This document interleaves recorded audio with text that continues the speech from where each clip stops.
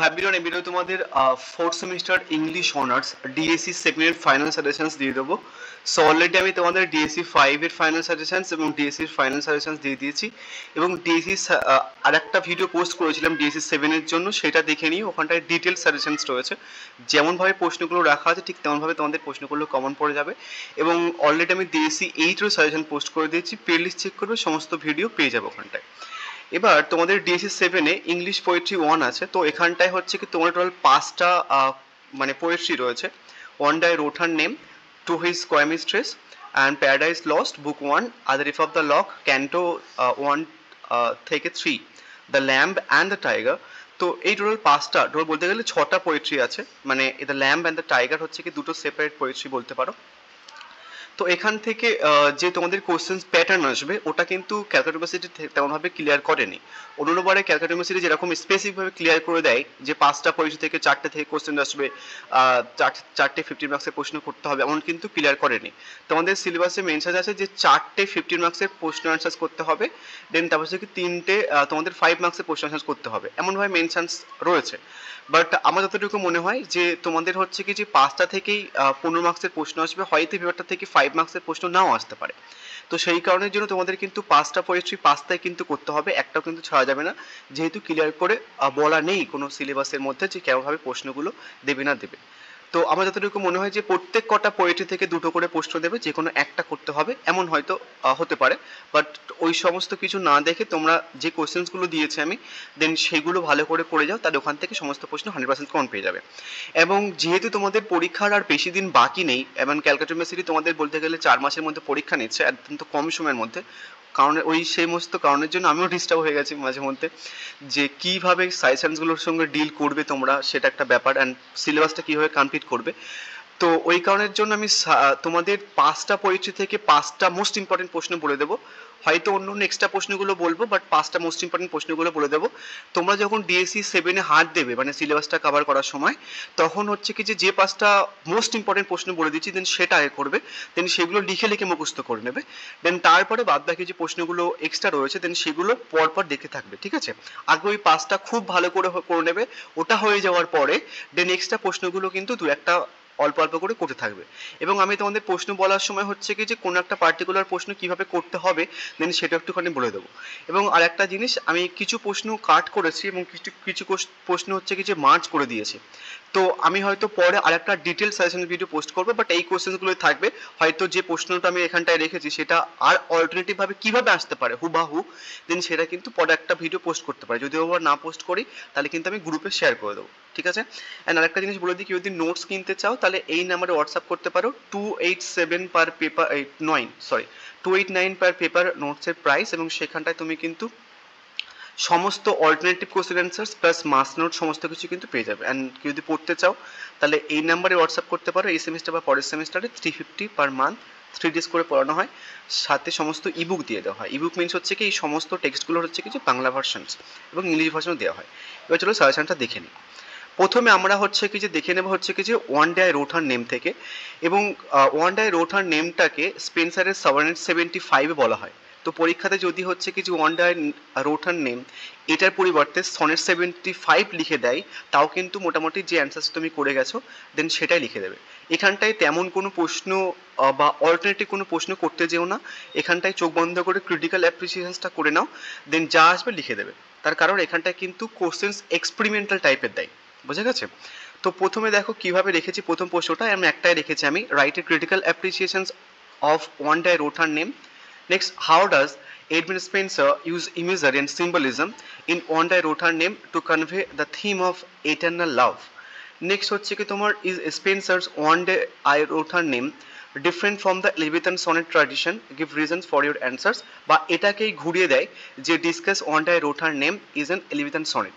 তো মোটামুটি critical appreciations করে রাখবে, তুমি মাথায় রাখবে জাস্ট ক্রিটিক্যাল অ্যাপ্রিসিয়েশন, তারপরে যেমনভাবে প্রশ্ন ঘুরিয়ে দিক না দিক তুমি কিন্তু এটাই লিখে দেবে, বুঝা গেছে? নেক্সট আসে হচ্ছে কি to his square mistress. To his স্কোয়ার মিস্ট্রেসের সব থেকে বেশি ইম্পর্টেন্ট প্রশ্নগুলো হচ্ছে কি যে এটা আমি একটাই রেখেছি আমি, যেহেতু পরীক্ষার বেশি দিন টাইম নেই। দেখবে এর আগে ডিএসসি 7 যে সাজেশন ভিডিও পোস্ট করেছিলাম, যে প্রশ্নগুলো এখানটায় কম্বাইন করা আছে বা মার্চ করা আছে, দেন সেগুলো কিন্তু সেপারেট রাখা আছে। তুমি যদি কাপে ডিএম যে থিমটা সেটা যদি সেপারেটলি করে নিতে পারো তাহলে কিন্তু খুব ভালো হয়, এবং মেটাফিজিক্যাল পোয়েম যদি সেপারেটলি করে নিতে পারো তাহলে খুব ভালো হয়। বা যদি নাও পারো, যদি শুধু মেটাফিজিক্যাল পোয়েম যদি করে নিতে পারো তাহলেও কিন্তু হয়ে যাবে, তোমার কাফেটিএম থিমটাও কিন্তু একসাথে হয়ে যাবে। বাট সেপারেটলি করলে এই কি তুমি একটুখানি মার্কস বেশি পাবে, বুঝা গেছে? তাহলে কোশ্চেনগুলো দেখে নাও যে কেমনভাবে দিতে পারে। How does the Marvell treat the carpe diem theme to his coy mistress? Next বলতে পারে would you consider to his coemistress as a successful metaphysical poem? Give answers. Next হচ্ছে কি বলতে পারে যে ক্রিটিক্যাল অ্যাপ্রিসিয়েশনসটা লেখো, বা বলতে পারে হচ্ছে কি যে discuss to his coy mistress as a love poem, বা বলতে পারে what is metaphysical conceit elucidate with instance from Andrew Marvell's to his coemistress, এরকমভাবে বলতে পারে। বা বলতে পারে হচ্ছে কি যে রোল অফ ইমেজারি। এই যে মেটাফিজিক্যাল কনসেপ্ট এবং মেটাফিজিক্যাল পোয়েম যে ব্যাপারটা, এটা কিন্তু kind of same, identically same, but খানিকটা কিন্তু ডিফারেন্স আছে। সেম কার্পে ডিএম এবং মেটাফিজিক্যাল পোয়েমের আইডেন্টিক্যালি বলতে গেলে হচ্ছে কি যে কিছুটা ডিফারেন্স কিন্তু রয়েছে। তো সেই কারণের জন্য যদি সেপারেটলি করতে পারো এখান থেকে দুটো করলেই মোটামুটি হয়ে যায়, আর কোনো প্রশ্ন না করলেও চলে। বাট তাও তুমি যদি না করতে চাও তাহলে একটাই করে নিলে হয়ে যাবে, সেটা হচ্ছে কি মেটাফিজিক্যাল পোয়েম যদি করে নাও তাহলে কার্পে ডিএম থিমস বা হচ্ছে কি তোমার ক্রিটিক্যাল অ্যাপ্রিসিয়েশন প্রাইজ লাভ পোয়েম বা মেটাফিজিক্যাল কনসেপ্ট এটাও কিন্তু হয়ে যাবে, রোল অফ ইমেজারিটাও কিন্তু হয়ে যাচ্ছে। তো একটা করলে হয়ে যাবে এখান থেকে। নেক্সট আসি হচ্ছে কি যে তোমাদের প্যারাডাইস লস্ট বুক 1। এখান থেকেই আগের ভিডিওতেও আমি যে প্রশ্নগুলো রেখেছি, দেন এই ভিডিওতে দেখবে সেম প্রশ্নগুলো রয়েছে। প্রথম ইম্পর্টেন্ট প্রশ্ন এবং সব থেকে বেশি ইম্পর্টেন্ট প্রশ্ন হচ্ছে কি যে ইনভোকেশনস। সো এখান থেকেও যদি একটা করতে চাও তাহলে শুধু ইনভোকেশনসটা করে নিতে পারো, আর অন্য প্রশ্নগুলো জাস্ট নর্মালি দেখে যেতে পারো। যারা পড়তে চাইছো না বা যাদের প্রিপারেশনস একদম খারাপ, অনেকের তো দেখলাম যে তাদের হচ্ছে কি যে ওই কলেজে ইন্টার্নশিপগুলো হচ্ছে, তো তাদের ক্ষেত্রে পরীক্ষাগুলো তারা কেমনভাবে দেবে। তো তোমাদের ক্ষেত্রে বলবো টাইম যেহেতু অত্যন্ত কম, তাহলে হচ্ছে কি যে টু হিজ কোয়েমিস্ট্রেস এবং ওয়ান ডাই রোটার নেম থেকে যে একটা একটা করে দিয়েছি আমি ওটা করে নিও, অ্যান্ড প্যারাডাইস লস থেকে হচ্ছে কি যে ইনভোকেশনসটা করে নিও। বাদ বাকি প্রশ্নটা পারলে দেখেছেও, দেখলে ভালো হয়, তার কারণ এখান থেকে কিন্তু অনেকগুলো প্রশ্ন বা ভ্যারাইটি অফ প্রশ্ন হয়, বুঝা গেছে? মিনিমাম 3-4টে মতো করতে হয় প্যারাডাইস লস থেকে, বাট সব থেকে বেশি ইম্পর্টেন্ট হচ্ছে কি ইনভোকেশন, অ্যান্ড মাস্ট তোমাকে করতে হবে, এবং এটাই করলে আই থিঙ্ক হয়ে যাবে। সব থেকে বেশি ইম্পর্টেন্ট প্রশ্ন কিন্তু এটা।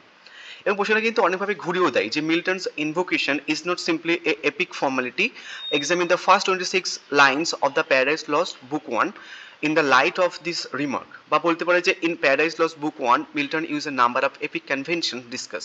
তো epic conventions এবং হচ্ছে কি তোমার ইনভোকেশনস ব্যাপারটা কিন্তু কাইন্ড অফ আইডেন্টিক্যালি হচ্ছে কিছু সেম, বাট কিছুটা ডিফারেন্স কিন্তু রয়েছে। নেক্সট হচ্ছে আসি comment on the Milton's use of epic similes in Paradise lost book 1। তো প্যারাডাইস লস্ট থেকে সেকেন্ড মোস্ট ইম্পর্টেন্ট প্রশ্ন হচ্ছে কি এপিক সিমিলিস, তারপর হচ্ছে কি স্যাটার্নের যে স্পিচ, বা স্যাটার্ন স্পিচ করলে তোমাদের কিন্তু হচ্ছে কি যে স্যাটার্নের ক্যারেক্টারটা হয়ে যাবে। তো স্যাটার্নের ক্যারেক্টার কিন্তু ভিন্নভাবে ঘুরিয়ে আসে, বলতে পারে যে analyse Satan's character in the context of Paradise lost book 1, বা বলতে পারে is Satan in Paradise lost book 1 a portrait of absolute evil or a figure of human contradiction. এভাবে কিন্তু ঘুরে ফিরে দেয়।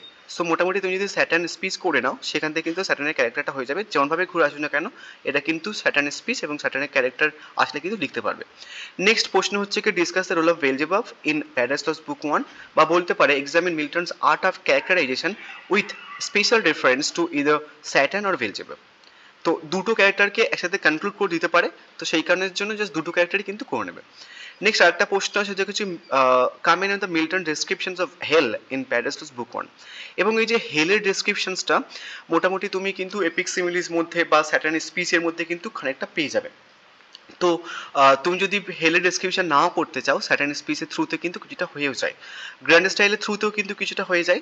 এবং এই যে বেলজেবাবের ক্যারেক্টার বা হেলের ডেসক্রিপশন বা মিল্টনের যে গ্র্যান্ড স্টাইলটা ওটা কিন্তু ফর 5 মার্কের জন্য খুব খুব ইম্পর্টেন্ট, 15 মার্কসের জন্য অতটা ইম্পর্টেন্ট নয়, শুধু ওই মিল্টনের যে ডেসক্রিপশনসটা, হেলের ডেসক্রিপশনটা, এটা কাইন্ড অফ 50 মার্কের জন্য ইম্পর্টেন্ট। সো বেসিক্যালি যদি তিনটে মোস্ট ইম্পর্টেন্ট প্রশ্ন জিজ্ঞাসা করো আমার থেকে, তাহলে একটা মোস্ট ইম্পর্টেন্ট, দুটো, তারপর হচ্ছে কি তিনটে, আর এই হেলের ডেসক্রিপশন, চারটে মোস্ট ইম্পর্টেন্ট এখান থেকে। এবং সবথেকে বেশি ইম্পর্টেন্ট হচ্ছে কি যে ইনভোকেশন। যদি একটা করতে চাও তাহলে ইনভোকেশনসটা করবে, তারপরে করতে চাইলে সিমিলিসটা করে নেবে, তারপরে স্যাটার্ন স্পিচ করে নেবে, দেন তারপরে হচ্ছে কি হেলের ডেসক্রিপশন করার পরে তারপর বেলজিবাব যাবে, তারপর গ্র্যান্ড স্টাইল। এবার কিন্তু পরপর করতে হবে তোমাকে, আদারওয়াইজ একটা করে নিলেও কিন্তু এখান থেকে হয়ে যাবে। একটা তোমরা এখান থেকে আই থিঙ্ক ইনভোকেশনসটা কমন পেয়ে যাবে। নেক্সট হচ্ছে কি হচ্ছে কি the dep of the Lock. আমি আই থিঙ্ক তোমাদের এই অবধি সাজেশন দিয়েছিলাম, তো বাদ বাকি দুটো পোর্শনের সাজেশনটা একটু ভালো করে দেখে নাও। প্রথম প্রশ্ন হচ্ছে কি discuss the dep of the lock as a heroic comical poem, এইভাবে বলতে পারে, মানে হিরোইক কমিক্যাল পোয়েম এভাবে বলতে পারে, বা বলতে পারে critical examines Pope's the dep of the lock as a mock epic poem. তো মক এপিক পোয়েম হিসেবে দিতে পারে, বা হিরোইক কমিক্যাল পোয়েমকেও দিতে পারে, বা বলতে পারে যে Pope's the dep of the lock is a balance critique of 18th century society, balance critique of 18th century society এভাবে কিন্তু দিতে পারে, বা বলতে পারে যে analyse the dep of the lock as a satire of contemporary society, satire on contemporary society এভাবে দিতে পারে, বা বলতে পারে যে rape of the lock satires feminine follies discuss, এভাবে দিতে পারে। এই যে ফ্যামিন ফলিজ কিন্তু ইম্পর্টেন্ট। তো যদি পরীক্ষাতে হিরোইক কমিক্যাল পোয়েমস বা মক এপিক পোয়েমস এবং সাথে দুটো প্রশ্ন দেবে বলেছি, যদি হচ্ছে কি হিরোইক কমিক্যাল পোয়েমস এবং হচ্ছে কি যে 2 নম্বরে ফ্যামিন ফলিজও দেয়, তুমি কিন্তু মোটামুটি যে কোনো অল্টারনেটিভ ভাবে যে প্রশ্নটা মুখস্থ করে গেছো as a mock epic poem হিসেবে বা হিরোইক কমিক্যাল হিসেবে অল্টারনেটিভ ভাবে লিখলেও কিন্তু হবে। দুটো প্রশ্নই কিন্তু ইম্পর্টেন্ট এবং একসাথে করে নিলে হয়ে যায়, কোনো সমস্যা নেই। নেক্সট হচ্ছে কি তোমার ব্যালিন্ডার যে ক্যারেক্টারটা ওরকমভাবে ঘুরিয়েও আসে, কেমনভাবে ঘুরে আসতে পারে ব্যালিন্ডার character, critically comment on the Pope's presentation of Belinda in the dep of the lock, এভাবে ঘুরে আসে, বা বলতে পারে যে comment on the Pope's treatment of Belinda in rape of the lock, বা বলতে পারে how does the Pope portray Belinda in rape of the lock, এভাবে কিন্তু বেলিন্ডার ক্যারেক্টারটা ঘুরে আসে। আর একটা প্রশ্ন বেলিন্ডার ক্যারেক্টার রিলেটেড, সেটা হচ্ছে কি critically comment on the Pope's descriptions of Belinda's toilet বা বেলিন্ডার মর্নিং রিচুয়ালস যেটা বলা হচ্ছে, দেন সেটাকেই মোটামুটি তুমি যদি বেলিন্ডার ক্যারেক্টার করে নাও তাহলে কিন্তু কিছু হাত থাক বেলিন্ডার টয়লেট সিনটা কিন্তু হয়ে যায়। এবং টয়লেট সিনটা কিন্তু সেপারেটলি মোস্ট ইম্পর্টেন্ট, কেউ যদি করতে চাও ভালোভাবে তাহলে কিন্তু টয়লেট সিনটা সেপারেটলি করে নিতে পারো। এবং কেউ যদি মনে করো আমি এখান থেকে একটা করতে চাই, তাহলে তুমি কিন্তু শুধু এখান থেকে এই একটা করে নিলেও কিন্তু হয়ে যাবে। এটা সব থেকে বেশি ইম্পর্টেন্ট এবং পরীক্ষাতে আসার চান্স কিন্তু 99.99%। তাহলে প্যারাডাইস লস থেকে একটা বলে দিলাম, টোহিস কয়েমিস থেকে একটা বলে দিলাম, ওয়ান্ডার রোটানাম থেকে একটা বলে দিলাম, আর এভাব দ্য লোক থেকে কিন্তু একটা মোস্ট ইম্পর্টেন্ট প্রশ্ন বলে দিলাম। ঠিক আছে, এবং সেপারেটলি যদি করতে চাও তাহলে ব্যালেন্ডার ক্যারেক্টারটা করে নেবে, এবং যদি আরও সেপারেটলি করতে চাও তাহলে ব্যালেন্ডার যে টয়লেট সিনটা সেটাও সেপারেটলি করতে পারো, বুঝে গেছে। আর যদি না করতে চাও তাহলে ব্যালেন্ডার ক্যারেক্টার করে নিলে কিছু হাতটা কিন্তু এই প্রশ্নটার অ্যান্সার কিন্তু হয়ে যায়। নেক্সট প্রশ্ন হচ্ছে কি তোমার critically coming on the use of super natural machinery. Super natural machinery বলতে পোপ যে হচ্ছে কি যে সমস্ত স্পিরিটগুলো ইউজ করেছেন ওখানটায় তার রিভ অফ দ্য লকের মধ্যে, দেন সেগুলোর কথা বলা হয়েছে, তার অ্যাক্টিভিটিসগুলো প্রথমের দিকে বা প্রথম ক্যান্টোসে তুমি কিন্তু টোটাল এরিয়ালদের বা সিল্পসদের যে ক্যারেক্টারিস্টিক্সগুলো বা স্পিরিটদের যে মানে ওয়ার্কসগুলো, দেন সেগুলো কিন্তু দেখতে পাবে। তো সেটাকে কিন্তু এখানে ডিসকাস করতে হবে, এবং এই প্রশ্নটা কিন্তু 5 মার্কসের জন্য মোস্ট ইম্পর্টেন্ট প্রশ্ন। 15 মার্কসের জন্য হয়তো অতটা ইম্পর্টেন্ট নয়, বাট 5 মার্কসের জন্য কিন্তু অত্যন্ত গুরুত্বপূর্ণ। প্রশ্ন অনেকভাবে ঘুরিয়েও দেয়, কি বলতে পারে, do you consider the supernatural machinery in Pope's the rape of the lock to be an integral aspect of the poem, এভাবে বলতে পারে, বা বলতে পারে do you think that the introduction of Ariel and the sylphs heightens the artistic effect of the Reef of the Lock. Give reasons for your answer. বা তোমাকে কিন্তু এই যে এরিয়েল বা সিল্পসদের ব্যাপারে কিন্তু দিতে পারে, যে বলতে পারে যে এরিয়েলদের অ্যাক্টিভিটিসগুলো লেখো বা সিল্পসদের অ্যাক্টিভিটিসগুলো লেখো, এবার কিন্তু ঘুরে ফিরে কিন্তু দিতে পারে, বুঝে গেছে। 5 মার্কসের জন্য ওটা কিন্তু প্রিপেয়ার থাকবে মেন্টালি। তো এখান থেকে মোস্ট ইম্পর্টেন্ট 3টে প্রশ্ন দিয়ে দিলাম, সব থেকে বেশি ইম্পর্টেন্ট এটা, কেউ যদি একটা করতে চায় তাহলে এটা করবে, আদার্স কেউ যদি সেপারেটলি করতে চায় তাহলে 3টে কোশ্চেন্স করে নিও, আর একটা রিলে করতে চাইলে রেপ অফ দ্য বেলেন্ডার যে টয়লেট সিনটা এটা সেপারেটলি করে নিতে পারো, বুঝে গেছে। তাহলে আমি তোমাদের মোস্ট ইম্পর্টেন্ট প্রশ্ন বলে দিলাম, সেপারেটলি করলে কোন কোন কোশ্চেনগুলো করবে বলে দিলাম, এবং যদি আরও সেপারেটলি করতে চাও ভালো মার্কসের জন্য তাহলে কোন প্রশ্নগুলো করবে সেটাও কিন্তু বলে দিলাম। এবার আসি আমাদের লাস্ট যে পোয়েম, সেটা লাস্ট পোয়েমটা কি, the tiger and the lamb. তো এখানটা একটুখানি বলে দিই, যেহেতু এরা দুটো পড়েছি, অনেক সময় যে কোনো একটা থেকে হচ্ছে কি যে তোমাদের প্রশ্ন দেয়, অনেক সময় দুটোকে কম্বাইন করে প্রশ্ন দেয়। তো তোমাদের হয়তো পরীক্ষাতে দুটো থেকেই প্রশ্ন দেবে। মানে এখানটা বেসিক্যালি কেমনভাবে প্রশ্ন দেয় দেখো, ধরো দুটো প্রশ্ন দিলে একটা যে কোনো একটা থেকে প্রশ্ন দেবে এবং 2 নম্বর যে প্রশ্ন থাকবে সেটা হচ্ছে কি দুটোকে কম্বাইন করে দেবে, এমনভাবে কিন্তু প্রশ্ন দেয়। তো তুমি 1 দাগ এবং 3 দাগ এই দুটো প্রশ্ন করে নিলে হবে, বা 2 দাগ এবং 3 দাগ এই দুটো প্রশ্ন করে নিলে হবে, একটা প্রশ্ন এখান থেকে বাদ দিতেই পারো। এবং এখানটায় না সেইভাবে স্পেসিফিকভাবে বলাটা খুবই মুশকিল যে একটা করলে কোনটা করবে, তার কারণ যেহেতু এখানটায় দুটো পোয়েট্রি রয়েছে এবং দুটো পোয়েট্রির মধ্যে থেকে অনেক সময় হচ্ছে কি যে একটা একটা থেকে দিয়ে দেয়, মানে ধরো শুধু ল্যাম্প থেকে দিল বা শুধু টাইগার থেকে দিল, এমনও করে, এবং আরেকটা প্রশ্ন দুটোকে কম্বাইন করে করে। এবং যদি যদি একটা করতে চাও তাহলে এই 3 দাগের প্রশ্নটা করে নিতে পারো একটা যদি করতে চাও, ঠিক আছে, বাট একটুখানি খানিকটা কিন্তু রিস্ক হয়ে যাবে। প্রশ্নগুলো দেখে নাও। প্রথম প্রশ্ন যে comment the symbolism in Blake's the tiger, এভাবে বলতে পারে, বা তোমাকে ডিরেক্টলি ক্রিটিক্যাল অ্যাপ্রিসিয়েশন দিতে পারে, বা টাইটেল দিতে পারে, বা বলতে পারে যে how does the Blake present the ideas of the experiences in the tiger. তো একটা প্রশ্ন কিন্তু বিভিন্নভাবে ঘুরে আসতে পারে, শুধু টাইগারের হচ্ছে কি সিম্বলিজম দিতে পারে, বা ক্রিটিক্যাল অ্যাপ্রিসিয়েশন বা টাইটেল দিতে পারে, বা হচ্ছে কি বলতে পারে যে Blake tiger as a idea of experience, এইভাবে কিন্তু বলতে পারে। নেক্সট 2 নম্বর প্রশ্ন হচ্ছে কি যে ল্যাম্প, যে comment on the Blake use of symbols in the lamb, এভাবে কিন্তু বলতে পারে, বা বলতে পারে যে ক্রিটিক্যাল অ্যাপ্রিসিয়েশনস লেখো ল্যাম্পের, অ্যান্ড বলতে পারে যে টাইটেলটা লেখো, এভাবে কিন্তু বলতে পারে। বা অনেক সময় ল্যাম্প থেকে হচ্ছে কি তোমাদের লাইন তুলে প্রশ্ন দেয়, যে little lamp who made the, এভাবে বলতে পারে। নোটস দাও নো হু মেড দি, এভাবে কিন্তু বলতে পারে, যে লাইন তুলে ল্যাম্প থেকে যে লাইন তুলে প্রশ্ন দেয়, লাইন তুলে কিন্তু প্রশ্ন ঘুরে ফিরে কিন্তু দিতে পারে। With reference to the given lines comment on the Blake's mysticism as reveal in the lamb, এভাবে বলতে পারে। বা বলতে পারে যে what qualities does Blake ascribe to lamb, এভাবে বলতে পারে। বা বলতে পারে যে discuss Blake the lamb as a symbol of innocence. তো lamb as a symbol of innocence and tiger idea of experience. তো এটাও কিন্তু মোস্ট ইম্পর্টেন্ট দুটো প্রশ্ন, এই দুটো প্রশ্ন কিন্তু মোস্ট ইম্পর্টেন্ট প্রশ্ন। সেপারেট দিলে কিন্তু এই দুটো প্রশ্ন ডিরেক্টলি দেওয়ার চান্স আছে, আদারওয়াইজ লাইন তুলে দেবে, আদারওয়াইজ হচ্ছে কি বলতে পারে যে সিম্বলিজমসগুলো লেখো। তো দুটো থেকে সেপারেট প্রশ্নও আসে, আবার দুটো থেকে কম্বাইন প্রশ্নও আসে। তো দুটো প্রশ্ন তোমাদের যদি দেয় পরীক্ষাতে, দ্য টাইগার দ্য ল্যাম্প থেকে, একটা প্রশ্ন সেপারেট প্রশ্ন করবে, মানে ল্যাম্প থেকে দিতে পারে বা টাইগার থেকে দিতে পারে, একটা প্রশ্ন এমন করবে, আর একটা প্রশ্ন হচ্ছে কি দুটোকে কম্বাইন করে দেবে। তো কম্বাইন যদি দেয় তাহলে হচ্ছে কি তোমাদের কীভাবে দিতে পারে দেখে নাও।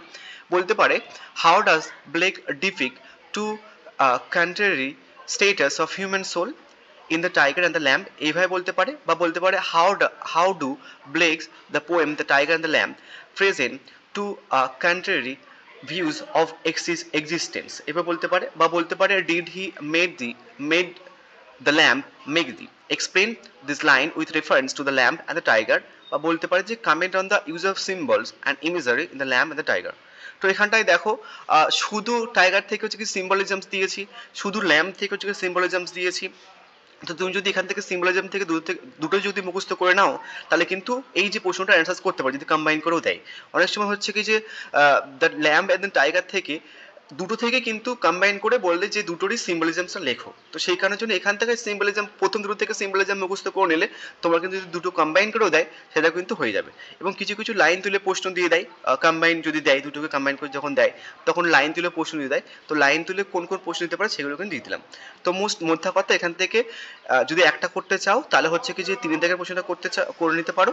যদি সেফ খেলতে চাও, যে আমি সেফ করব কোনো রকম রিস্ক নেব না, তাহলে হচ্ছে কি 2-3 করে নিতে পারো বা 1-3 করে নিতে পারো, ঠিক আছে। ওভার হচ্ছে কি এই সাজেশন ছিল, এখান থেকে তোমরা সমস্ত প্রশ্ন 100% কমন পেয়ে যাবে। অ্যান্ড আর একটা লাস্ট কথা, কেউ যদি নোটস কিনতে চাও তাহলে হচ্ছে কি যে এই নাম্বারে হোয়াটসঅ্যাপ করতে পারো, নোটসের প্রাইস হচ্ছে কি 289। নেক্সট ভিডিওতে আমি তোমাদের কিন্তু DSA 8 এর সাজেশন দিয়ে দেবো। So thank you.